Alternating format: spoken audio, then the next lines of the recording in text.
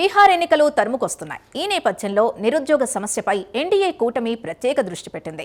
బీహార్ యువతకు ఉపాధి అవకాశాలు కల్పించడానికి నితీష్ కుమార్ సర్కార్ నిరంతరంగా శ్రమిస్తోందని ప్రధాని నరేంద్ర మోదీ పేర్కొన్నారు. ఇందులో భాగంగా నిరుద్యోగ యువతకు వడ్డీ లేని రుణాలివ్వడం, ఉపకార వేతనాలు పెంచడం వంటి అనేక కీలక నిర్ణయాల్ని నితీష్ కుమార్ సర్కార్ తీసుకుందని ప్రధాని నరేంద్ర మోదీ వెల్లడించారు.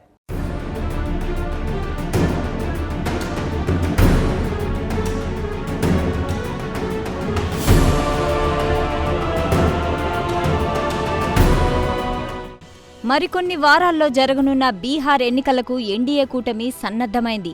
ఈసారి నిరుద్యోగ సమస్యపై బీహార్లోని నితీష్ కుమార్ సర్కార్ ప్రధానంగా దృష్టి పెట్టింది. కాగా ఇదే విషయాన్ని ఎన్నికల ప్రచారంలో కీలక అంశం చేస్తున్నారు ప్రధాని నరేంద్ర మోదీ. ఈ నేపథ్యంలో బీహార్ యువతకు ఉపాధి అవకాశాలు కల్పించడానికి నితీష్ కుమార్ సర్కార్ చేస్తున్న ప్రయత్నాలను ఆయన కొనియాడారు. బీహార్ యువత సంక్షేమానికి నితీష్ కుమార్ ప్రభుత్వం ఎనలేని కృషి చేస్తోందని ప్రధాని నరేంద్ర మోదీ ప్రశంసించారు.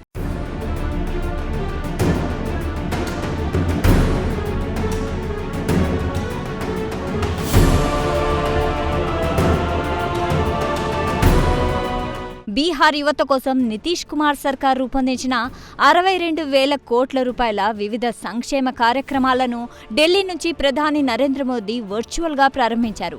ఈ సందర్భంగా బీహార్ యువత కోసం నితీష్ కుమార్ సర్కార్ రూపొందించిన ప్రత్యేక క్రెడిట్ కార్డు వ్యవస్థను ఆయన ప్రారంభించారు.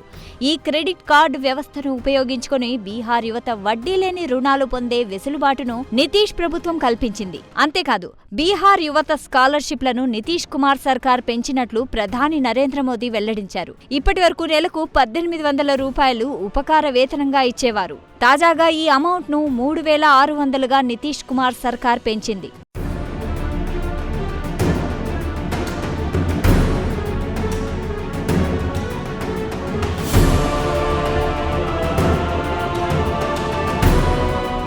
ఈ సందర్భంగా లాలూ ప్రసాద్ యాదవ్ నాయకత్వంలోని గత ప్రభుత్వాలపై ప్రధాని నరేంద్ర మోదీ నిప్పులు చెరిగారు. బీహార్ యువత ఇవాళ ఉద్యోగాలు లేక ఇబ్బందులు పడుతున్నారంటే అందుకు కారణం లాలూ నాయకత్వంలోని రాష్ట్రీయ జనతాదళ్ ప్రభుత్వాలేనని ప్రధాని నరేంద్ర మోదీ ఘాటు ఆరోపణలు చేశారు.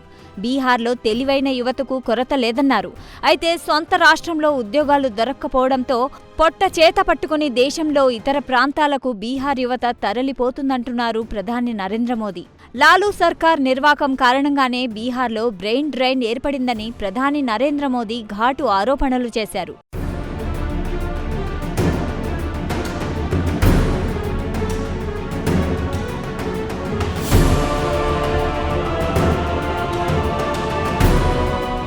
రాష్ట్రీయ జనతాదళ్ సర్కార్ల కారణంగా 2 దశాబ్దాలుగా బీహార్లో విద్యా వ్యవస్థ భ్రష్టు పట్టిందన్నారు ప్రధాని నరేంద్ర మోదీ. పాఠశాలలు ఎప్పుడు తెరుచుకుంటాయో, ఎప్పుడు మూసివేస్తారో ఎవరూ చెప్పలేకపోయేవారన్నారు.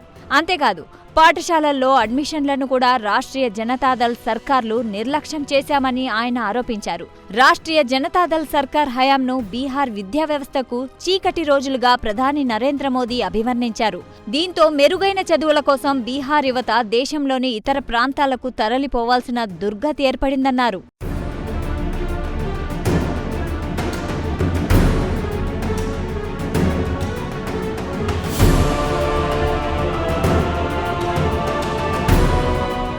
అయితే నితీష్ కుమార్ నాయకత్వంలో ఎన్డీఏ సర్కార్ వచ్చిన తర్వాత బీహార్ వ్యవస్థకు తిరిగి మంచి రోజులు వచ్చాయన్నారు ప్రధాని నరేంద్ర మోదీ. విద్యా వ్యవస్థను తిరిగి ట్రాక్ మీద పెట్టడానికి ఎన్డీఏ సర్కార్ తీవ్ర కృషి చేసిందన్నారు. అప్పటి వరకు ఉపాధి అవకాశాలు లేక అల్లాడిన బీహార్ యువతకు మంచి రోజులు వచ్చాయన్నారు ప్రధాని నరేంద్ర మోదీ. మెరుగైన విద్యా వ్యవస్థ కోసం నితీష్ కుమార్ సర్కార్ తీవ్ర కృషి చేసిందని ప్రధాని నరేంద్ర మోదీ కొనియాడారు.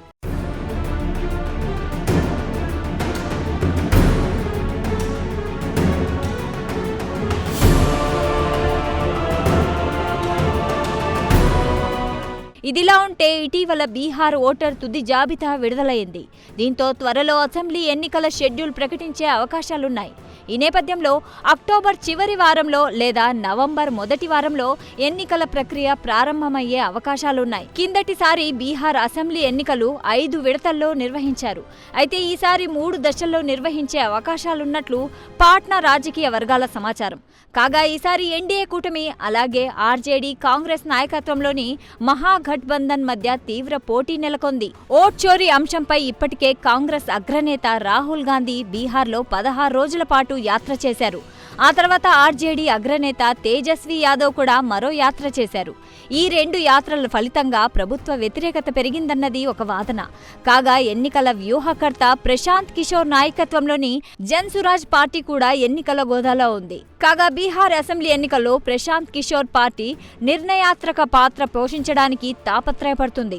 మొత్తం మీద బీహార్ యువత అండదండలతో ఎన్నికలను ఎదుర్కోవడానికి ఎన్డీఏ కూటమి సన్నద్ధమైంది.